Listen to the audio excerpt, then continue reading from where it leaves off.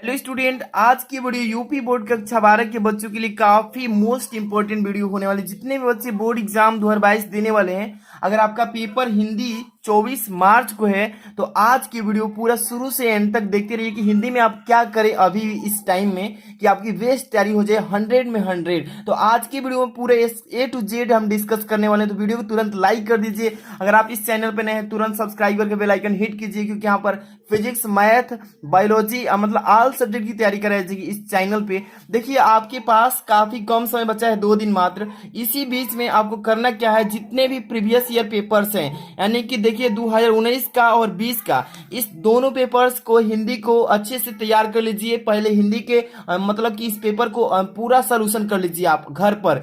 इसी पेपर्स में से आपको बोर्ड एग्जाम में सीधे सीधे क्वेश्चन आपको आधे नंबर मिलेंगे, मतलब 50 नंबर के क्वेश्चन सेम टू सेम मिलेंगे, गारंटी है मेरा। तो पेपर पूरा तैयार कर लीजिए, प्रीवियस ईयर पेपर। और आज की इस वीडियो में देखिए दोस्तों, आपको मैं बोल रहा हूं ना, हिंदी की ये पेपर है। देखिए 2020 का, 21 में तो प्रमोट हो गए थे बच्चे, बट ये 2020 का है। सामान्य हिंदी 302 जेड आई, और ये देखिए ये भी 2020 का, ये सामान्य हिंदी जेड के यानी 302 जेड के। इस दोनों पेपर का कम समय में पूरा सलूशन देखेंगे। तो पूरा तैयारी के साथ इस वीडियो में शुरू से अंत तक बने रहिए। लाइक नहीं किए तो लाइक करके जुड़ जाइए।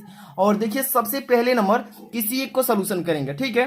तो तैयारी कर लीजिए, कम समय बचा है और मैं कम समय में इसका जल्दी से प्रिपरेशन भी कराऊंगा। तो देखिए सबसे पहले किसी एक का ही कर लेते हैं, जेड आई का ही कर लेते हैं या जेड के का। तो चलिए जेड आई का ही कर लेते हैं। पहले इन सभी पेपर्स का मैं आपको देखिए मतलब पीडीएफ भी देने वाला हूं, तो अंत तक बने रहिए भाई। देखिए सबसे पहले किसी एक का सोल्यूशन करते हैं, और यहां पर देखिए जेड आई का कर लेते हैं, ठीक। चलिए, हाँ, लेकिन आप दोनों पेपर्स को जरूर सॉल्व करके ही जाइएगा, इस वीडियो में बताएंगे भी। तो देखिए सबसे पहले आपका सेम ऐसा ही 2022 का भी पेपर आएगा, तो क्यों नहीं तैयार कर लेते हो भाई, समय बहुत कम बचा है। सबसे पहले नंबर तो आपको मैं दिखा दूं कि समय 3 घंटे 15 मिनट, आप इन सभी से परिचित हैं। लेकिन हाँ, आप निर्देश पेपर में पहले जरूर पढ़िएगा 2022 का पेपर का, कि किस तरह से आया है निर्देश। 15 मिनट तो पेपर पढ़ने के लिए दिया जाता है, बट यहाँ पर देखिए सेकंड नंबर, इस प्रश्न पत्र में 2 खंड है, दोनों खंड को सभी प्रश्नों के उत्तर देना आवश्यक है, ठीक है, देंगे, एक भी नहीं छोड़ेंगे। सबसे पहले नंबर खंड क, इसके बाद खंड जो है इसमें खंड ख है, ठीक है। तो दोनों का देखेंगे पहले नंबर। चलिए इसमें पहले जो गद खंड है, इसमें 5 बहुविकल्पी पहला प्रश्न में आएगा, तो इसको देख लेते हैं पहले कि कौन सा सही है। इसमें देखिए पहला का क, बद्री नारायण चौधरी प्रेमघन द्वारा संपादित पत्रिका है। और देखिए जो बहुविकल्पी क्वेश्चन, इसमें ज्यादा समय हम लोग नहीं देंगे, जो सही है उसको फटाफट से करते रिवीजन करके जल्दी जल्दी चलना है, क्योंकि 2 पेपर को अटेम्प्ट करना है इसी वीडियो में, ठीक है। तो बद्री नारायण चौधरी प्रेमघन द्वारा संपादित पत्रिका आनंद कादम्बिनी, दिनमान, साप्ताहिक हिंदुस्तान, आजकल। तो देखिए इसका करेक्ट आंसर जो होगा आनंद कादम्बिनी। देखिए जो भी बच्चे की तैयारी अच्छी है वो अपना मिलाते भी चलेंगे, ठीक है। इसके बाद हम चलेंगे आगे की क्वेश्चन की तरफ। यहाँ पे क्वेश्चन देखिए थोड़ा सा यहाँ पर ब्लर हो चुका है, बट आप ध्यान से पढ़िएगा, समझ में आएगा। ख नंबर, ध्रुव स्वामिनी नाटक के लेखक कौन है? राम कुमार वर्मा, जयशंकर प्रसाद जी, बालकृष्ण भट्ट, महावीर प्रसाद द्विवेदी। इसका देखिए करेक्ट आंसर क्या होगा कि ध्रुव स्वामिनी नाटक के लेखक जयशंकर प्रसाद। जिस भी बच्चे का अगर ये आंसर याद था तो सभी का सही है। यहाँ पे देखिए ग नंबर, अशोक के फूल निबंध के लेखक, अशोक के फूल जो चैप्टर है उसके लेखक कौन है? तो हजारी प्रसाद द्विवेदी जी है, ठीक है। आपको डायरेक्ट आंसर याद करके रखना है प्रश्न का, कि डायरेक्ट आप आंसर बहुविकल्पी में मिलाकर और अच्छा से कम समय में जल्दी जल्दी आप फाइंड आउट करेंगे। यहाँ पे घ नंबर, प्रेमचंद्र की कहानी का नाम बताइए, जो चारों में से कौन सा सही है? यहाँ पे कफन होगा, गुंडा होगा, रोज होगा, चीफ की दावत होगा। चलिए जो भी बच्चे जानते हैं इसका करेक्ट आंसर बताइए। प्रेमचंद की कहानी का नाम तो गुंडा। जो भी बच्चे याद किए हैं कि गुंडा होगा उन सभी का राइट है। नेक्स्ट क्वेश्चन 8 अंग नंबर, विद्यानिवास मिश्र निबंधकार है। देखिए यहाँ पर देखिए पहले ही बता दिया गया है ऑप्शन, मतलब कि मनोवैज्ञानिक निबंध का। बहुत ही अच्छा, बहुत सारे बच्चे इसका राइट आंसर याद किए होंगे, मनोवैज्ञानिक निबंध। तो सही है, सभी का सही। 5 क्वेश्चन तो कर लिए। इसके बाद अब चलेंगे यहाँ पे दूसरा का क। और एक रिक्वेस्ट है, मेरा सेकंड चैनल उस पर एंट्रेंस एग्जाम पॉलिटेक्निक का, सीएचएस का, वहां पे तैयारी कराएंगे। दूसरा मेरा चैनल डिस्क्रिप्शन में लिंक दिया हूं, जाकर सब्सक्राइब जरूर कर लीजिएगा, रिक्वेस्ट आपसे, ठीक है। सेकंड का देखिए क, पृथ्वीराज रासो का रचना काल, इसमें से वीर गाथा काल, भक्ति काल, रीति काल, आधुनिक काल, चारों में से कौन ऑप्शन सही है? पृथ्वीराज रासो का जो होगा इसमें रचना काल वो होगा वीर गाथा काल, यानी कि पहला ऑप्शन सही है। ठीक है, नेक्स्ट क्वेश्चन, ज्ञानश्री शाखा की प्रमुख कवि कौन है जी? तुलसीदास, सूरदास, कबीरदास, जयसी। तो ज्ञानश्री जो शाखा है इसके प्रमुख कवि में आते हैं आपके कबीरदास, न कि कोई इन तीनों ऑप्शन में से। ओके, नेक्स्ट क्वेश्चन चलेंगे यहाँ पे, कामायनी के प्रथम सर्ग का नाम बताइए। कामायनी जो है हमारा सर्ग है, इसका प्रथम सर्ग का नाम चिंता है, आशा है, श्रद्धा है, इंडा है। तो इसका करेक्ट आंसर हो जाएगा फर्स्ट नंबर ऑप्शन, यानी कि चिंता हो जाएगा। ठीक है, नेक्स्ट क्वेश्चन, यानी कि सुमित्रा नंदन पंत सुकुमार कवि हैं किस प्रकार के? प्रकृति के, श्रृंगार के, ज्ञान के, भक्ति के। तो सुमित्रा नंदन पंत सुकुमार जो है ना, ये प्रकृति के कवि हैं। ठीक है, नेक्स्ट क्वेश्चन चलिए, अंगन अमर, राम की शक्ति पूजा कविता के रचयिता कौन है जी? राम की जो शक्ति पूजा है इस कविता के रचयिता कौन है? तो जयशंकर प्रसाद मैथिली, सूर्यकांत त्रिपाठी निराला, अज्ञे जी। इसका करेक्ट आंसर थर्ड नंबर हो जाएगा। ठीक है, Suryakant Tripathi Nirala. Okay, next question की तरफ चले। ठीक है, थोड़ा सा देखिए यहाँ पे बैटरी लो भी बता रही है। आगे क्वेश्चन चलेंगे 3 नंबर वाला, जो कि आपका यहाँ पे 10 नंबर का तीसरा से स्टार्ट होने वाला है। 10 नंबर बहुविकल्पी तो कर लिए, यहाँ से 10 नंबर गद्यांश स्टार्ट होगा। दिए गए गद्यांश पर आधारित निम्नलिखित प्रश्नों के उत्तर देना है। तो देखिए ये गद्यांश कैसे सोल्व करना, इजी ट्रिक बताता हूँ। सबसे पहले आप गद्यांश को एक बार पूरा पढ़िएगा। पूरा पढ़ने के बाद आप जैसे कि माता अपने सब पुत्रों को समान भाव से चाहती है, इसी प्रकार पृथ्वी पर बसने वाले जन बराबर है, उनमें ऊंच और नीचा का भाव नहीं है। तो मातृभूमि के उदय के साथ जुड़ा हुआ है, वह समान अधिकार का भागी है। पृथ्वी पर निवास करने वाले जनों का विस्तार अनंत है। नगर और जनपद, पुर और गांव, जंगल और पर्वत नाना प्रकार के जनों से भरे हुए हैं। तो जैसे पूरा पढ़ेंगे ना तो आपको तो मालूम चल गया कि किस चैप्टर से आया है। तो राष्ट्र के स्वरूप चैप्टर से। किस चैप्टर से? राष्ट्र के स्वरूप। इसको कौन लिखे हैं? वासुदेव सड़क अग्रवाल जी लिखे हैं। तो आप देखिए इसको, तो आप तो 2 नंबर का काम कर लिए कि किस पार्ट से आया है, इसके लेखक कौन है, 2 नंबर काम। यहाँ पे प्रश्न भी पूछेगा कि पुत्रों को समान भाव से कौन रखती है? तो जो पुत्रों को समान भाव से रखती है वो पृथ्वी है। इसी में से इसका आंसर देना है। गद्यांश जो पढ़ेंगे इसी में इसका क्वेश्चन पूछेगा कि समान अधिकार का भागी कौन है? तो समान अधिकार का भागी इसी में, पृथ्वी पर निवास करने वाले जनों का विस्तार अनंत है। यहाँ पे देखिए वह समान अधिकार का भागी कौन? मातृभूमि के उदय के साथ जुड़ा हुआ है, उसी को। ठीक है, तो इसी गद्यांश में इसका प्रश्न का उत्तर छिपा हुआ है। तो कर लेंगे ना, बहुत इजी है। अथवा में भी क्वेश्चन दिया है कि रविंद्रनाथ इस भारतवर्ष महामानव समुद्र कहा है, विचित्र देश है वह, असुर आए, आर्य आए, शक आए, हूड़ आए, नाग आए, यज्ञ आए। मतलब कि गद्यांश को जैसे आपने पढ़ा है आपको मालूम चल गया कि किस चैप्टर से। अशोक के फूल, अशोक के फूल जो चैप्टर है आपके हजारी प्रसाद द्विवेदी जी लिखे हैं। ठीक है, आप देखिए इसका यहाँ पे पाठ का शीर्षक एवं लेखक का नाम पूछा है ना, तो वही पाठ के शीर्षक का मतलब पाठ कौन सा है? अशोक का फूल। लेखक कौन है? Acharya Hazari Prasad Dwivedi. Okay, 2 number clear. Rabindranath ने किसे महामानव समुद्र कहा है? रविंद्रनाथ ने भारतवर्ष को महामानव समुद्र कहा। देखिए आप इजिली इसी तरीके से कर लेंगे, कोई भी डाउट नहीं। इसी गद्यांश में इस प्रश्न का उत्तर छिपा है, कर लेंगे ना। यहाँ पर रेखांकित अंश की व्याख्या करना है। जिसे हम हिंदू रीति नीति कहते हैं वे अनेक कार्यों और आर्योत्तर उपादानों का अद्भुत मिश्रण है। तो इसका वाक्य जो नीचे अंडरलाइन के, इसका मतलब कि अंश की व्याख्या कर देना हिंदी में। ठीक, आप पढ़े होंगे। यहाँ पे मैं ज्यादा नहीं बताऊंगा क्योंकि देखिए आपको ज्यादा सोल्यूशन की बात नहीं करूंगा क्योंकि इसको लिखना पड़ेगा ना। तो यहाँ पे शॉर्टकट में बताते चल रहा हूँ कि इसको कैसे तैयार करना है। ठीक, क्वेश्चन नंबर 4 पे चलते हैं। देखिए यहाँ पे पद्यांश से क्वेश्चन 10 नंबर का ये भी आएगा। दिए गए पद्यांशों पर आधारित निम्नलिखित प्रश्नों के उत्तर दीजिएगा। ये क्वेश्चन देखिए, हे जगत जीवन के कर्णाधार, चिर जन्म मरण के आर पार। यहाँ पे जैसे आप ये पद्यांश को पढ़ेंगे तो ट्रिक से समझ लेंगे कि कौन सा पार्ट का है।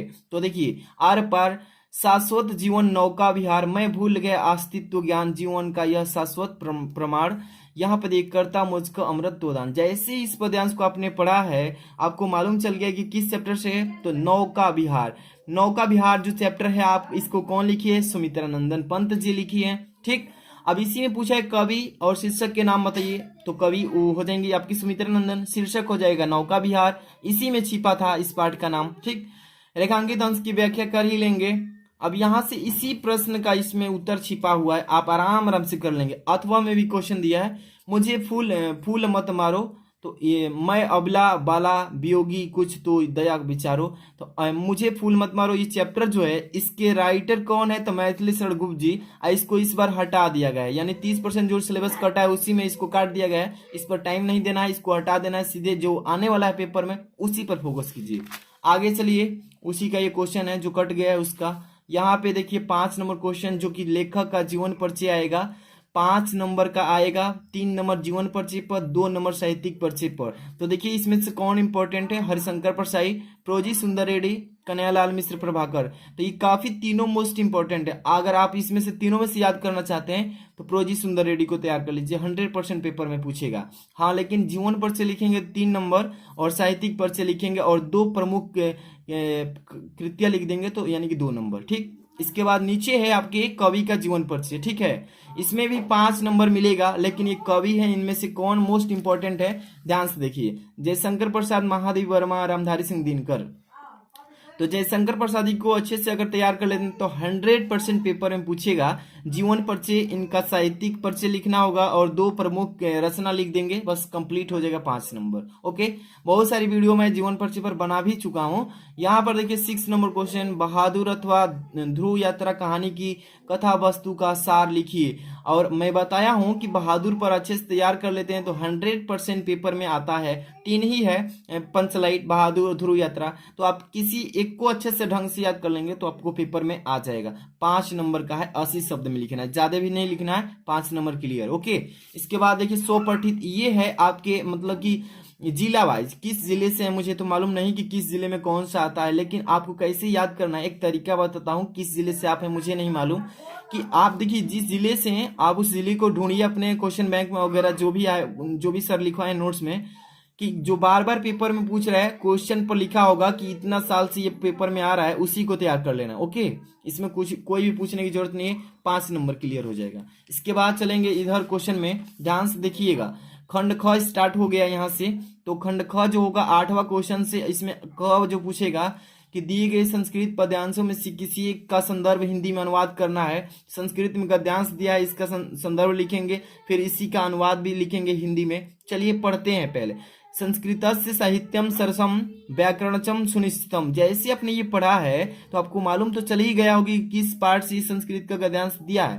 तो ये आपके पाठ जो है संस्कृत भाषायः महत्वम, उसी पाठ से दिया गया। ठीक है, अब इसका संदर्भ लिख देंगे आराम से। ठीक है, अब इसके संदर्भ लिखने के बाद इसी संस्कृत के गद्यांश को आप हिंदी में अनुवाद भी कर देंगे, और इसका मैं सॉल्यूशन भी कल ही बताया हूँ, जिसमें 50,000 बच्चे भी देख चुके हैं।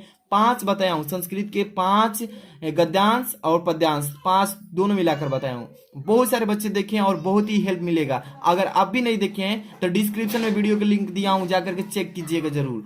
इसमें अथवा में भी देखिए, महामानव विद्वान वक्ता धार्मिको नेता पटुआ पत्रकाशित परमस्य सर्वोच्च गुण जनसेवा है। जैसे आपने ये पढ़ा आपको मालूम तो चल ही गया होगा कि किस पाठ से दिया है, तो महामानव मालवीय, उसी पाठ से इसको दिया है। ठीक, इसका संदर्भ हिंदी में अनुवाद कर लेना। इसका भी मैं बताया हूँ, कल ही को बता दिया हूँ, सभी का बता दिया हूँ। यहाँ पे ख नंबर दिए गए श्लोकों में से किसी एक का संदर्भ हिंदी में अनुवाद कीजिए। 7 नंबर का ये भी क्वेश्चन, सुखार्थी न कुत्तो विद्या कुत्तो विद्यार्थी न सुखम, सुखार्थी व त्यजेद विद्यार्थी व त्यजेद सुखम। आप जैसे ही पढ़े आपको मालूम चल गया किस पाठ से, तो सुभाषित रत्नानी वाला जो पाठ है आपका संस्कृत का, उसी पाठ से इस श्लोक को दिया गया है पद्यांश को। इसका संदर्भ लिखना पड़ेगा, इसका फिर संदर्भ लिखेंगे, बाद में अनुवाद कर देंगे। ठीक है, इन सभी क्वेश्चन का मैं कह रहा हूं ना कि वीडियो का डिस्क्रिप्शन में लिंक दिया हूं, सभी को बहुत ही बेस्ट तरीके से बताया हूं सलूशन इसका कैसे करना है बोर्ड एग्जाम में। ठीक, तो आप कर लीजिएगा, अथवा वाला भी कर लीजिए, ये भी सुभाषित रत्नानी वाला पार्ट से ही है। इसके बाद अभी चलते हैं इधर 9 नंबर क्वेश्चन की तरफ। तो ध्यान से देखिए, निम्नलिखित मुहावरों और लोकोक्तियों में से किसी एक का अर्थ लिखकर वाक्यों में प्रयोग करना है। तो ये तो आप मुहावरा और लोकोक्तियों का मैं वीडियो ऑलरेडी बनाया हूँ, बहुत यानी कि 10 बताया हूँ, 10 काफी मोस्ट इंपॉर्टेंट। 10 तैयार कर लेते हैं बच्चे ना, 100% पेपर में वही पूछेगा। जैसे कि अपना उल्लू सीधा करना, उल्टी गंगा बहाना, गुलर का फूल होना, अधजल गगरी छलकत जाए। आप इन सभी को तैयार किए होंगे बट भूल जा रहे हैं बार बार। इसको आप समझ लीजिए कि देखिए पेपर में दिया है 2020 में, तो 2022 में भी पूछेगा। तो आपको अच्छे से पढ़कर ही जाना है कि लिख कर आना है, छोड़कर नहीं। ठीक, आगे चलेंगे। 10 नंबर क्वेश्चन क नंबर, निम्नलिखित शब्दों के संधि विच्छेद के सही विकल्प चयन करना। यहाँ पे 2 क्वेश्चन विकल्पिक है, यानी 3 क्वेश्चन। तीनों को पहले देख लेते हैं कौन सही है। यहाँ पे हिमालय का संधि विच्छेद, आप ध्यान दीजिएगा, कभी भी अगर संधि विच्छेद कर रहे हैं तो उसमें अ की मात्रा अगर जुड़ा रहेगा तो ऑप्शन में भी अ की मात्रा देखिएगा, नहीं तो गलती लगा सकते हैं। तो हिमालय लिखा है तो हिम धन आलय, यानी पहला जो ऑप्शन है यही सही है, हिम धन आलय हो जाएगा, अ की मात्रा जुड़ा है। ठीक, आगे क्वेश्चन देखेंगे बिना टाइम इन्वेस्ट किए हुए। यहाँ पे सेकेंड नंबर, कविंद्र का संधि विच्छेद, कवि धन इंद्र, फर्स्ट नंबर ऑप्शन सही है, कवि धन इंद्र। ठीक, इसके बाद ही चलेंगे यहाँ पे थर्ड नंबर, नयनम का संधि विच्छेद बताइए। तो नयनम का हो जाएगा ने धन अनम। जो भी बच्चे को याद है आप भी कमेंट करके बताते चलिएगा। यहाँ पे क्वेश्चन नंबर 10 का ख पे चले आ चुके हैं। ये तो अच्छे से तैयार करके ही जाना। दिए गए निम्नलिखित शब्दों का विभक्ति और वचन के अनुसार चयन करना है, इसमें से कौन सही है। ठीक है, फर्स्ट नंबर, आत्मने में विभक्ति और वचन बताना है। आत्मने जो है विभक्ति कौन सा पड़ेगा, इसमें वचन कौन पड़ेगा। आत्मने जो है चतुर्थी विभक्ति में आता है, एक वचन में, यानी कि पहला ऑप्शन सही है। अब देखिए इसमें सेकंड नंबर देखेंगे, राज्ञा में विभक्ति एवं वचन बताइए। राज्ञा जो है शब्द है, इस शब्द में विभक्ति और वचन कौन सा है। तो षष्ठी विभक्ति एक वचन, इसको बहुत बार पढ़ा भी चुके हैं इसीलिए कंफर्म करा रहे हैं। बहुविकल्पी में टाइम क्या देना है आपको समझ लिए होंगे, बेसिक चीजें। आप ये तो मैथ है नहीं कि ट्रिक समझना, इसमें याद कीजिए, समझते रहिए। इसके बाद अगला 11 नंबर क्वेश्चन क नंबर, निम्नलिखित शब्द युग्मों के सही अर्थ चयन करके उत्तर पुस्तिका में लिखना है। ठीक है, वसन व्यसन का यहाँ पे सही शब्द बताना है, सही शब्द अर्थ चुनना है, वस्त्र और आदत। ओके, इसके बाद ही चलेंगे दूसरा में, स्वर्ण और स्वर्ण दोनों का उच्चारण एक ही जैसा है बट यहाँ पे इसका अर्थ अलग अलग होगा। सोना और उच्च जाति, कि यहाँ पे सोना और अच्छा रंग। चलिए इसका आप लोग बताइए कमेंट में। 11 का क का दूसरा, आप लोग के ऊपर डिपेंड कर रहा है कि क्या बता रहे हैं। ठीक है, कमेंट सबका देखूंगा, सब लोग कीजिएगा। 11 के क का सेकंड नंबर का। ठीक, स्वर्ण और स्वर्ण का इसमें अर्थ सही शब्द क्या होगा। आगे चलते हैं, निम्नलिखित शब्दों में से किसी एक शब्द की दो प्रवाची बताइए। ये प्रवाची तो आप बहुत पढ़े होंगे, जैसे काल का पूछ दिया है, अली का पूछ दिया है, शिव का पूछ दिया। अच्छे से तैयार कर लीजिए, इसी तरीके से पेपर में पूछेगा। तो मैं बहुत सारे वीडियो भी बनाया हूँ कि अनेकार्थी शब्द को कैसे तैयार करना है। 100 वीडियो, मतलब कि एक 50-50 करके बनाया हूँ। वीडियो डिस्क्रिप्शन में दे दूंगा, क्या बताना है, टाइम इन्वेस्ट होगा। आपको पेपर का रिव्यू करा रहा हूँ और कुछ कुछ तो सोल्यूशन भी हो रहा है इसमें। ग नंबर, निम्नलिखित वाक्यांशों के लिए एक एक शब्द सही चुनना है। अनुकरण करने योग्य जो मतलब अनुकरणीय कहलाएगा कि क्या कहलाएगा। जानने की इच्छा रखने वाले को क्या बोलते हैं, जिज्ञासु बोलेंगे। इसी तरीके से यहाँ पे निम्नलिखित शब्दों के दो को शुद्ध करना है। पुत्री प्रायधन होता है तो पुत्री प्रायधन होती है। लक्ष्मीबाई वीर महिला थी, वीर लक्ष्मीबाई महिला, मतलब कि महिला लक्ष्मीबाई वीर थी। मतलब इस तरीके से इसको मैं भोजन कर लिया हूँ, मैंने भोजन कर लिया, मतलब इसको शुद्ध संशोधन वाक्य आता है इस तरीके से। आप देखिए यहाँ पे 12 नंबर क्वेश्चन, आपको रस छंद अलंकार 6 नंबर पक्का होने वाला है, क्लियर। इसको आप तैयार करके ही जाइएगा। वियोग श्रृंगार अथवा करुड़ रस, तो करुड़ रस को पक्का कर लीजिए, तैयार करके जाइए। उपमा अलंकार को याद कीजिए या यमक को, जो भी आपको याद हो रहा है, आसान लग रहा है एग्जाम्पल के साथ, उसको अच्छे से तैयार कर लेना। दोहा है, इसमें छंद है, तो जो भी याद करना है दोहा छोटा में, तो दोहा याद कर लीजिए, काफी इजी है। तो आप 6 नंबर पक्का कर लीजिए कि ये बोर्ड एग्जाम में आएगा। इसका वीडियो मैं ऑलरेडी बना दिया हूँ, डिस्क्रिप्शन में डाल दिया हूँ, जाकर चेक कर लेना। इसके बाद ही चलते हैं 13 नंबर क्वेश्चन, अपने नगर में प्रदूषण से उत्पन्न स्थित वर्ड का मतलब वर्णन करते हुए उचित अधिकारी को एक आवेदन पत्र लिखना। ये 6 नंबर का आता है पत्र लेखन। बहुत सारी वीडियो मैं बनाया हूँ पत्र लेखन पर, उसका भी डिस्क्रिप्शन में लिंक डाल देता हूँ, जाकर के चेक करना, अच्छे से पढ़कर तैयार कर लेना। 14 नंबर, निम्नलिखित वाक्यों में से किसी एक का मतलब कि निबंध लिखना है, निबंध।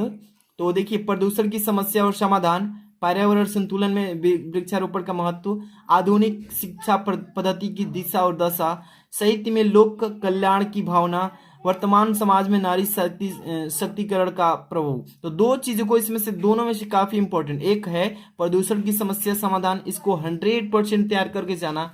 इसके बाद वर्तमान समाज में नारी शक्तिकरण की, इसको तैयार कर लेना। दो काफी इंपॉर्टेंट है। इसके बाद चलते हैं दूसरा को तैयार कर लीजिए, इसमें कम समय लेंगे आपका, ठीक है, और ज्यादा फास्ट हम इसका रिवीजन भी करा देते हैं। ठीक, देखिए यहाँ पे सामान्य हिंदी 2020 के पेपर है, सेम तो निर्देश पढ़ ही लिए होंगे। चलिए क्वेश्चन की तरफ बढ़ेंगे। खंड क में पहला क्वेश्चन, पद खंड गद्य साहित्य से बहुविकल्पी 5 करते हैं। फर्स्ट नंबर का क लिखा है, क्या भूलूं क्या याद करूं, आत्मकथा है, किसकी है? जो भी बच्चे को मालूम है फटाफट से इसका आंसर बताते चलेंगे। तो इसका हो जाएगा हरिवंश राय बच्चन की, तैयार कर लीजिए, हरिवंश राय बच्चन हो जाएगा, मतलब तीसरा ऑप्शन। नेक्स्ट क्वेश्चन चले, ध्यान से देखिए। नेक्स्ट क्वेश्चन, विशस्य विस्मोधम की गद्य विधा है, इसमें से कौन ऑप्शन सही? कहानी, नाटक, उपन्यास, निबंध। विशस्य विस्मोधम की गद्य विधा है, तो इसका करेक्ट आंसर हो जाए नाटक। जो भी बच्चे इसका नाटक याद किए हैं सबका सही है। नेक्स्ट क्वेश्चन, अरे यावर रहेगा याद के लेखक कौन है, इसमें से करेक्ट आंसर हो जाएगा अगे। देखिए कम समय में चाहता हूं कि जल्दी से सोल्यूशन हो जाए, लॉन्ग वीडियो आप भी बोरिंग महसूस करेंगे, इसलिए चाहता हूं कम समय में रिवीजन फास्ट हो। समय भी कम बचा है, इंग्लिश की भी तैयारी करानी है अभी। यहाँ पे घ नंबर, निम्न में से हजारी प्रसाद द्विवेदी का निबंध संग्रह कौन सा ऑप्शन सही है? हिंदी साहित्य की भूमिका, आलोक पर्व, साहित्य सहचर, साहित्य का मर्म। चलिए इसमें से कौन सा ऑप्शन सही है कमेंट में बताइएगा। आलोक पर्व जितने बच्चे को याद है सभी का राइट आंसर।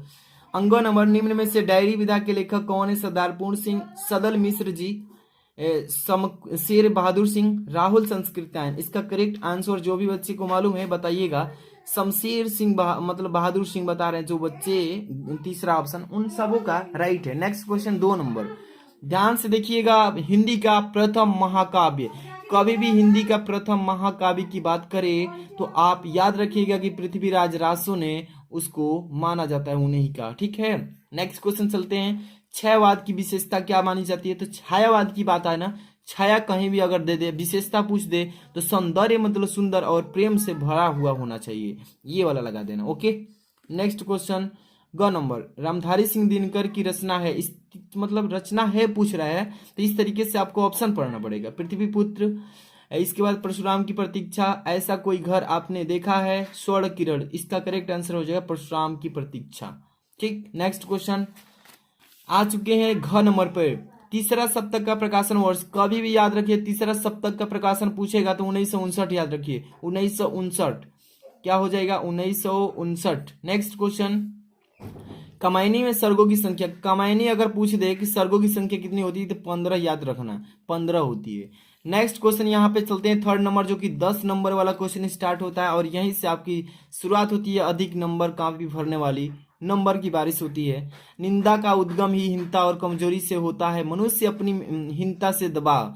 जैसे अपने ये तो पढ़ा गद्यांश, आपको मालूम चल गया कि इस पाठ को हटा दिया गया, मतलब निंदा वाला रस पाठ को, और उसने डाल दिया है 2020 में। तो 2020 में था, लेकिन 2021 में और 22 में 30% जो सिलेबस रिड्यूस किया गया है उसमें से इस पार्ट को हटा दिया गया है। तो टाइम देना बेकार है क्योंकि कम समय है और जो आने वाला है उस पर टाइम देना है, तो इसको हटाते हैं, आगे बढ़ते हैं। यहाँ पर देखिए क्वेश्चन इसी में अथवा में पूछेगा, बिना संस्कृत के जन की कल्पना कबंध मात्र है, संस्कृत की ही जन का मस्तिष्क है, संस्कृत का विकास और अभ्युदय के द्वारा ही राष्ट्र की वृद्धि संभव। जैसे आपने ये पढ़ा है, मतलब क्या गद्यांश, तो आपको मालूम चल गया किस चैप्टर से, तो कैकेयी के अनुपात, कैकेयी की जो अनुपात वाला पाठ है मैथिली शरण गुप्त जी ने लिखा है, उसी पाठ से इसको दिया गया है।